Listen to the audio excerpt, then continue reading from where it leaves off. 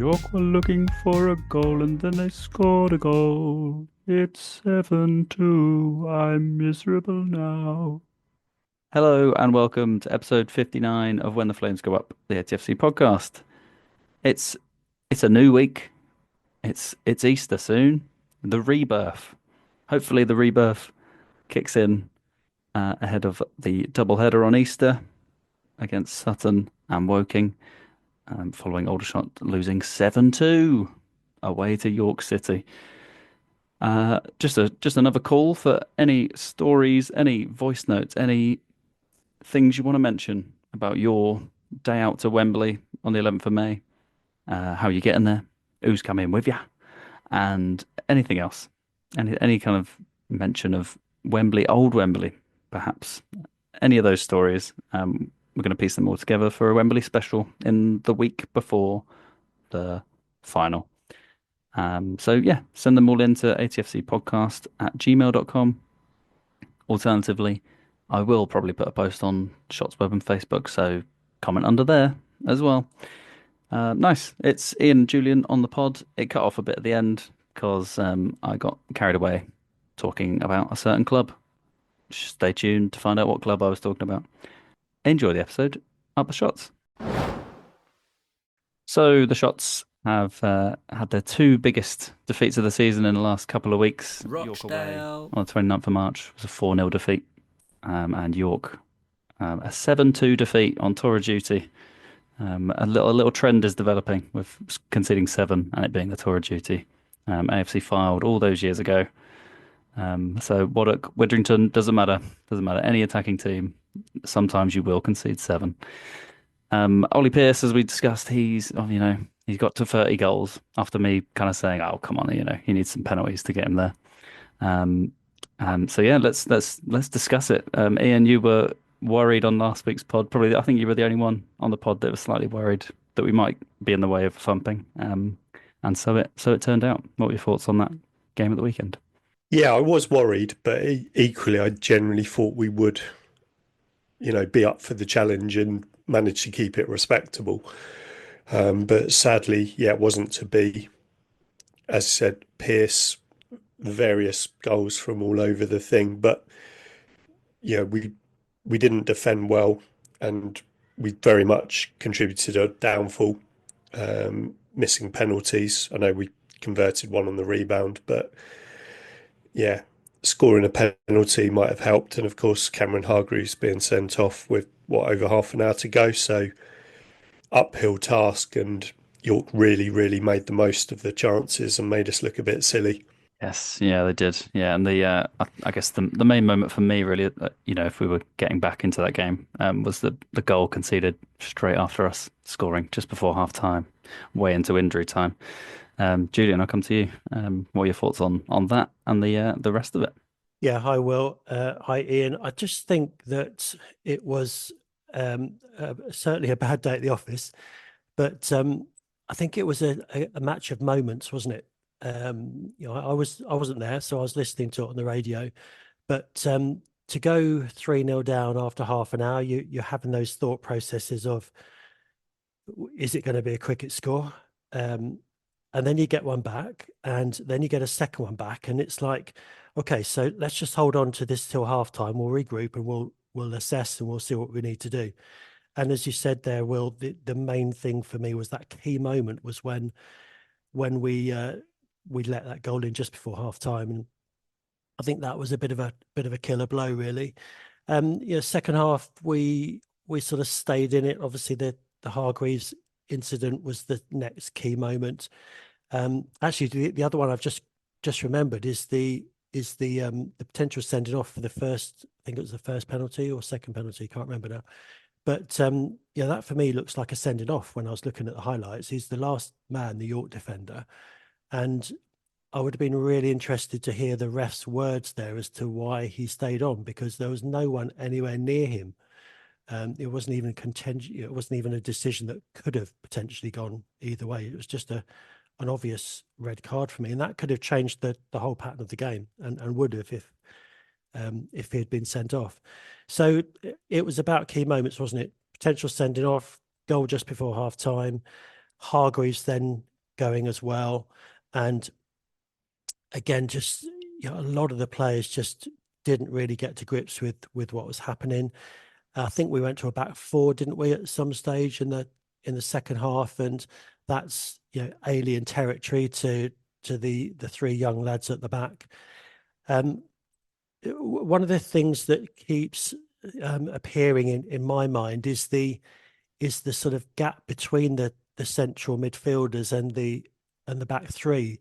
If you've got an intelligent player that would just drop off and sit in that hole, we don't seem to have the nous to spot that before it's too late. And is that the midfielder's fault for not picking up? Is it one of the three that needs to step forward and pick up that man in the number 10 role? So that's a recurring theme for me. That's happened a few times this year, and I don't know what the answer is, whether or not I'm just thinking ahead to the Easter games. I think Anderson will come back in, and when I've watched him in the past, he has been the last man defending on many occasions, and I think if there is going to be one of the central midfielders that can do the job, I think Anderson's probably the one that could do that.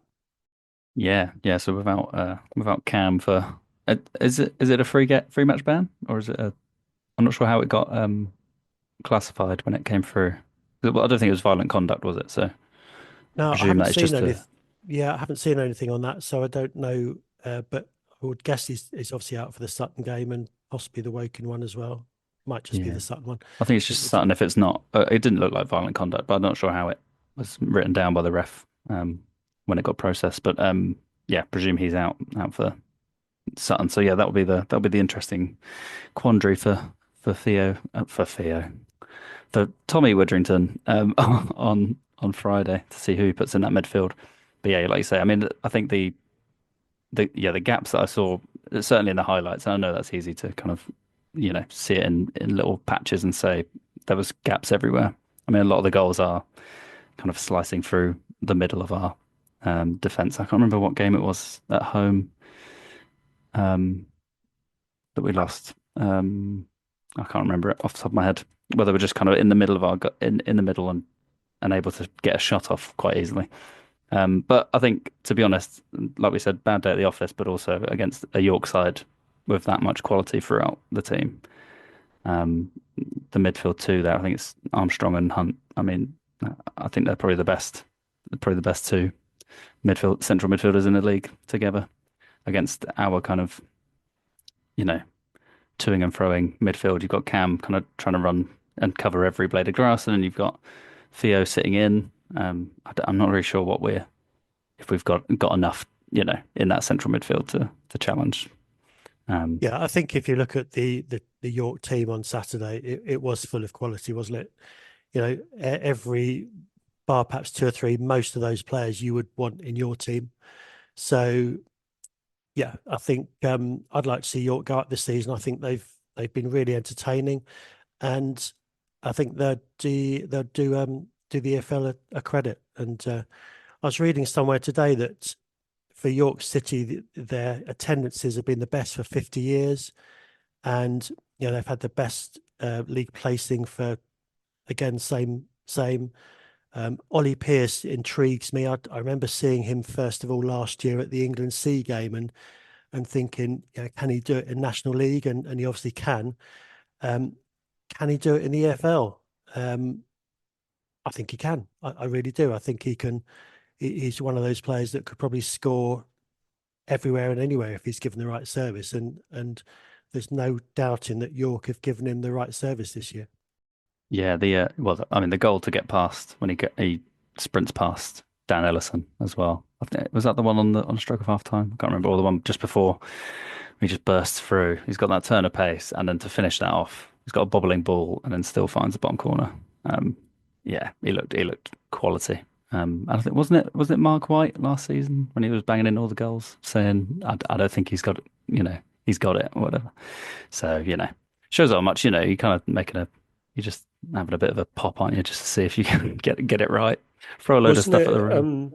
When Rob Worrell came on, he wasn't downplaying Pearce at all, but he was sort of surprised that in his earlier career, he'd never been this prolific, and was just wondering whether it was just a Flash in the really pan. purple patch, and whether he could sort of replicate it. But I guess, York is the ideal place. Whereas if he had come to a less free scoring National League team, he would have found it harder. So Worthing, York, absolute play for him. And if York go up, he stays with them.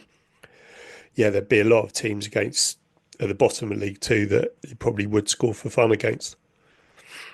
Yeah, and he set. I think he set up two as well. So I mean, it's a hat trick and two assists, at least one for the for Callum Howell's goal, which was the one that annoyed me the most. I think I know we're down to 10, but there was just like a complete lack. They were basically at walking pace, just kind of, I'll give it to him, Ollie Pearce, just make a run, pass it back, and then just curl it in the corner. I mean, it was all a bit pedestrian, I think, and I'm hoping, fingers crossed, that's not the same kind of lethargy that we take into the Easter games, which, although we've probably got nothing to quote unquote play for the rest of the season, we're 9 points clear of the drop with 4 games to play, so still a chance.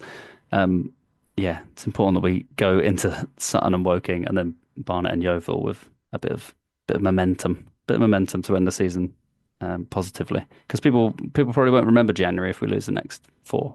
They'll remember Wembley, sure, but for a league season, we could still end up 19th. And that, I mean, I think from the position we've been in recent weeks, we shouldn't end up there. Grand. Well, let's move on to the Easter games while we're discussing and touching on a few of those points. Sutton are currently sitting in 12th. We've got a chance to go above them with a win on Friday. They've had 3 wins in their last 14 league games. We're knocked out by Spennymoor Town, our opponents at Wembley on the 11th of May, 2-0 in the FA Trophy quarter-final. The away game at Sutton was a 1-1 draw. Cam Hargreaves starting his kind of scoring vein of form in the 93rd minute to equalise on a wet and windy day on New Year's Day. So yeah, well, we've kind of touched on it. The main question was, who fills that gap or role on Friday? Julian suggested Keane Anderson. What do you reckon for that midfield, Ian, on Friday? Yeah, I don't think there's much other option at the moment, is there?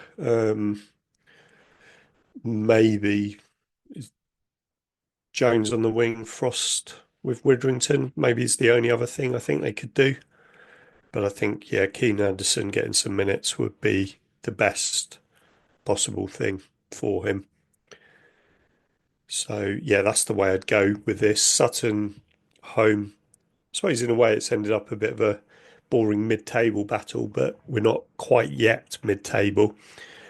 Maybe, though, this is probably the ideal chance to get back on track. Maybe the 4 games left, could we set a target of 60 points for the season?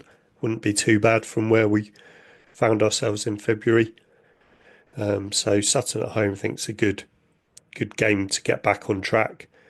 Come out with that with a win, confidence, and then we're ready for Woking on the Monday, which, there won't need to be any encouragement for that. But the last 2 games, one's to forget for all the shots. So hopefully Sutton, ideal opponent for that.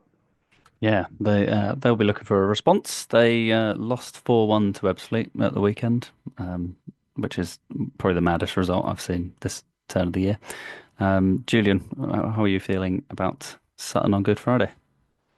Yeah, the Sutton one's an interesting one for me. I'm not sure if I'm right on this, but I think they've got through to the National League Cup final. Did they beat Braintree in the end? So I'm wondering whether their focus has just moved slightly from league. It's similar to how ours could potentially go, reasonably safe in mid-table, focusing perhaps on the National League Cup final. As you said, that's potentially the reason why they've got absolutely hammered at Ebbsfleet last week. So it's going to be an interesting one. I'm one of the people that, there's some comments going around at the moment about, do we start to really prepare for Wembley and look at our fielding weakened teams and all that. But for me, that really, really frustrates me. There's a difference between finishing 11th and 19th, as you said, and that's based on what we do in the last 4 games. And so, for us to finish 19th or somewhere around about that just feels like a bit of a waste of the other 42 games. So, and Tommy did allude to it in one of his interviews. He said he wants to win all games, and I'd expect him to say that. But I think there's nothing better than to put together a run now, an unbeaten run right up to the trophy final. I think that's going to be a key thing. Spennymoor are playing well. They followed up their semi-final win with a 3-0 away win at Curzon Ashton, I think. So, they're certainly going to be up for it. But I think we need to stop thinking about Wembley for the moment and just focus on this Easter doubleheader and go for 6 points if we can. I think that would be my aim, certainly, and try to limit the sort of team selections. I think we should be sticking with the winning team. Just covering your point about the central midfield position. Yeah, I was thinking Anderson is the choice, but there are a couple of other options. So James Henry sort of drops back in there every now and again as a central midfielder, but I'm not sure as we all think. Perhaps he's not defensively minded. I think one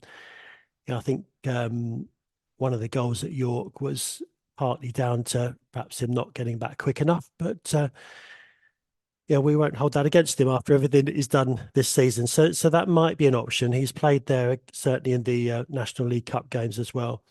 And I do remember, just thinking back to an interview from a couple of weeks ago where Tommy said that Tetek was a couple of weeks away.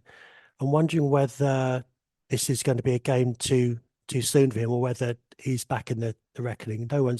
No one's heard anything about Tetek. So Tommy has been known to do that in the past, doesn't he? He keeps it quiet, and then suddenly they're straight back in the starting 11. So Tetek may be a plan C, but for me, it's going to be Anderson and Widrington in the middle on Friday. Nice. Yeah. There are a few options. I was just thinking there Woodhouse, but obviously we haven't got a replacement to stick someone at centre back anyway. That's just me because I don't think I saw the Woodhouse experiment in midfield, so I'd like to see it for myself on Friday. But yeah, as you say, I think there has been a few weird. I don't know. I don't want to say weird, but shouts of like got to change the lineup, manage minutes and all this kind of thing. I mean, we're still playing a 90-minute match against Spennymoor, and it's probably going to be 120. The way finals go. You just got to play the best team. You got to keep those legs going anyway. I mean, we haven't got a mad schedule where we need to flip and change things. Everyone's playing Friday, Monday. I think it's a bit silly. I mean, I did. There's also been suggestion, obviously, for Easter Monday. It's going to be a bit more feisty because of what happened and all this kind of stuff. And there's kind of a suggestion that we should take Theo out of the firing line, for example, because he's going to be targeted or something. I mean that's ideal. We'll win the game because they'll be targeting Theo. Like he's not going to get wound up to the point where. I don't want to say something, but I think Theo broadly his discipline has got a bit better. I don't think he's now since that Dag Red one. I don't think he's been a red card candidate as much. That's probably been forgotten in all the in everything. I don't think he's now a 2-foot challenge merchant, which I think we did have last year. So I guess we can touch on the Woking away game. It's quite strange. We get a chance to go there and gloat about Wembley in a league match. It's kind of I know that it can't happen. It's unprecedented anyway because we've never been. But there's no situation where that should happen in a league match against Woking. But we get the chance to do it on Monday. I think the main question, I guess, for Aldershot and the defence, especially after losing 7-2, is can we handle Effiong a bit better this time? And keep his shots down to about 2 or something. I think he had 3 or 4 chances in that game that in the FA Trophy, and I think as I said in the debrief afterwards, he was probably the player on the pitch that was most effective. I'll come to you, Ian. What were you thinking about Woking away next Monday? Yeah, although the last week hasn't gone particularly well for Aldershot. I think Woking, the game, the occasion speaks for itself. So I think we will be up for it. We do have to be careful. It isn't just Theo that needs to sort of manage the occasion and think about it. There is potential for other players to get wound up, whether that's by the crowd or by the Woking players. And we saw in the semi-final, that they don't score loads of goals, Woking, but they are dangerous enough. And you've got obviously all those ex-Aldershot players. It feels like one of those bound to score, etc. So I think we'll be all right. I think we will get a point, but yeah, I'd like to see us play a bit better on Friday to make sure we really are ready for the Monday. And I think that's right to say that we shouldn't think too much about Wembley, although we want to obviously chant that at the Woking fans just to give them a little bit of a reminder. We need to finish this league campaign well. There's contracts and things to be decided for various players and stuff like that. So yeah, let's do a job on Monday. Yeah, exactly. Well, and there's big moments and memories to make as well. I mean, there's nothing better than adding your name to that list of players that have scored goals at the Kingfield. Yeah, opportune moments, namely the last 5 minutes. Julian, how are you feeling about Easter Monday? Yeah, it's another interesting game, isn't it? I think the chanting about Wembley will obviously happen. That's part of the course, and I think probably, to be fair, that's going to happen for the next 10 years. I would have thought whenever we go to Kingfield, we'll get plenty of mileage out of that. But I think FBon is one that we need to keep a closer eye on, and I'm sure they'll probably do an Ellison man marking job on him. But I'm not so sure what the scoreline will be. I can't see us winning it. I think Woking have picked up form. They've won a couple of games recently since they got knocked out the trophy, so they're looking much better now. Walker seems to have started to score goals for the first time in his career, so that's couldn't it come at a better time for them? And I think you mentioned it before, Will. Are the teams going to be safe? I think both teams will be safe by Monday. I'm going to say something really, really rare, which I don't say very often, but I don't think we'll get anything on Easter Monday. I think Woking are going to come out on top of that one. Unfortunately, I just think I think it's all lined up for them to take the 3 points and then move on from that. And I've got a question for you guys. I'm really not sure what the answer is, but if do the bookings and sending offs count for the trophy as well, or are they just confined to league games? Now you're asking. I think if you get a free match ban, like a violent conduct red card, that would carry over to FA Trophy. But a totting up is only for the league, I think. So if you hit your 10 or 15 or whatever it is, yellows, then you wouldn't get a ban that rules you out of Wembley. But if you got I suppose, was that 3 games left? One, two, no, it's two left. Yeah, so if someone gets a 2-foot challenge and goes off for a straight red, then they're out of Wembley. Right. So that's something to bear in mind, isn't it? When we're playing Woking, after Woking, there's there's only 2 games left after Woking, isn't there? So that's something which I'm sure the players will be reminded of. Although we're not talking Wembley, that's got to be a common sense message that gets across to the players. Is you will have to stay on your feet, whether or not a fiery atmosphere at Kingfield Road. The players perhaps going in a bit too hard. I don't know. So that's my only worry is that we come out of it, perhaps potentially losing a player for Wembley and also losing the game. So I don't know where my optimistic head's gone this evening, but that's sort of what I can see happening. But going back to the Sutton game, I think we can get 3 points off that one, and I think the Woking game might just be unfortunately leaving there with nothing. Yeah, that's fair. That's fair. That's all right. I think you've been positive and said we're going to win every single time you've been on. So it's fine to have one. We need, to even up the, he's 95% positive. Still a great percentage. Yeah, Sutton's National League Cup final, which is going to be played at their home, which is very Santa Shield of them. That's on the 29th of April against Leeds, who knocked out Aldershot. And then coming on to Woking, yeah, obviously there was, I mean, I felt pretty confident singing that Woking were going down. They were in the mire. They were really in the mire. And then they went to Oldham and won 2-1. And then they managed to, in probably they're probably their biggest game of the, towards the end of the season now, at home to Fylde. They managed to get by winning 1-0. So now they're pretty much safe, and only a point behind us. So that the revival from the new year has propelled Woking out of that relegation battle. Solihull in 17th. Weird for them to be down there again. That's been a while. Been a few seasons since they've graced these shores down at the bottom half. And I'll just run through the other bottom three while we're here. AFC Fylde are cut adrift, 10 points off with four to play, so they're basically doomed. Maidenhead and Dagred make up the other spaces in the relegation zone. What are our thoughts on getting rid of those four?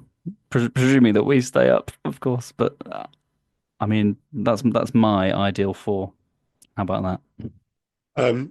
Yeah, pleased to lose Fylde, but the other three are games I like going to. They're quite easy to get to, so not so fussed. But then I must have been to each one of them at least 5 times, so maybe the variety and the change of scenery will do them and me good. Yes, we all need a break from Ebbsfleet. Every 2 years, make sure they have a little drop down. They'll win the league with 110 points next season, and we'll be back again to get 3 wins. And one of them was at the weekend against Sutton. 3 wins over the course of that is absolutely incredible. And only a minus 51 goal difference. Normally you'd see 3 wins and you'd think, blimey, they must be. You'd think that'd be near 100. They've actually kept it quite low down there. So fair play, Ebbsfleet. Um, any other business to touch on? I mean, I suppose he's out for the next game, but Cameron Hargreaves' contract extension for next season. I presume we're all pretty happy with that. His form since the turn of the year has been excellent. I must admit I was maybe slightly not worried, but I think in that kind of bad patch, September, October, maybe October, November, I wasn't really sure what his role was or what he was bringing to that midfield too. But this season, or this year, sorry, he was instrumental in that run of form, and yeah, excited to see him again next season. I think it's key to see who plays alongside him next season because, as I mentioned earlier on, that there is a thing with the midfield in that do they both bomb forward or do one of them sit back? So it'd be interesting to see what the choices are made for next season.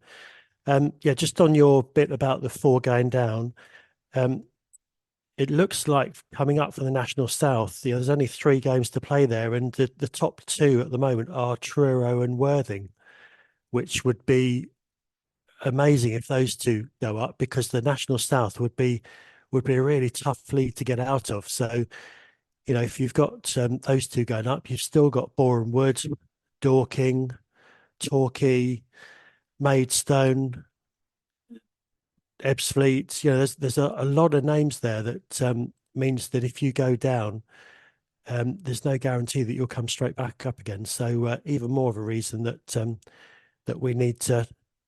Yeah, I'm sure we're safe now, Will. But even more of a reason to get those 3 points against Sutton and just put it to bed for sure. Yeah, absolutely, and lap up the plaudits at home as well. I mean, the players, didn't get a chance to, salute the home crowd, with the kind of going around the pitch on the Woking game. So it'd be nice for them to secure kind of Wembley and relegation, and then do a nice lap of honour. Not a lap of honour. It's not the end of the season, but one of those a bit more so they can soak that up Um, oh yeah, and the National League North is hotting up as well. You got Scunthorpe and Kidderminster fighting it out to the death. I think they're both on 83 points at the moment. I'm not sure how far back your Chesters and your want to say Brackleys. Yeah, Brackley is a three-horse race. Brackley, Kidderminster, a point behind Scunthorpe at the moment. So for me, I'd love to see Kidderminster and Brackley go up because they're reasonably local to me, within a couple of hours. So that's a much better trip for me than Scunthorpe. But I think Scunthorpe probably deserve to come back, don't they? They're such a big team, and they'll probably end up doing a York. They'll as soon as they get back in the National League, then I can see them being strong and to sort of push on upwards back towards their league status. Because I think, and correct me if I'm wrong, but I'm sure they were Championship no longer than 10 years ago, 15 years ago, perhaps. It can't have been that long. That sounds about right. 13, 14. Let's have a look. Yeah, I'm sure it wasn't that long ago. So yeah, I think they'll be back, and they've got some useful players. Our very own Will Evans is there at the moment, who I've always rated. He's still doing the business, and they've also got the guy that was at Notts County, Callum Roberts, who used to terrorise us a few years back. He's scoring goals for fun there at the moment. So so they've got a good team if they come back up. So be interesting. And with regard to talking about promotions and relegations, we've obviously got potentially Morecambe and Carlisle coming down from the EFL, and sad to see Carlisle in the state they are because they've got such a good support. Do you remember when they came down to us? Whenever it was, again, that must be 15 years ago, but they brought so many supporters. And whilst it's sad to see them back in the National League, they will really boost up the numbers with their support. And with regard to Morecambe, I can see them doing a similar thing to a Stockport. They might just crash straight through the National League and end up in National League North possibly. So yeah, interesting times. It is, yeah. Wouldn't write off Carlisle just yet. Mark Hughes is working his little magic wand. They did beat Morecambe at the weekend, so that is one to look out for. With Accrington and Tranmere just about looking safe, but needing a point or two. Well, yeah, it was Accrington with 3-0 up at home to Tranmere, and it ended up 3-3. I think 3 late goals, and yeah, maybe that's the sort of opportunity or moment that Carlisle can seize on. I went obviously to Carlisle, the league game 20 years ago when they were in this conference for a season. So it's a long way. It's remember getting to Preston thinking, it can't be much further, but there was still about 80 miles.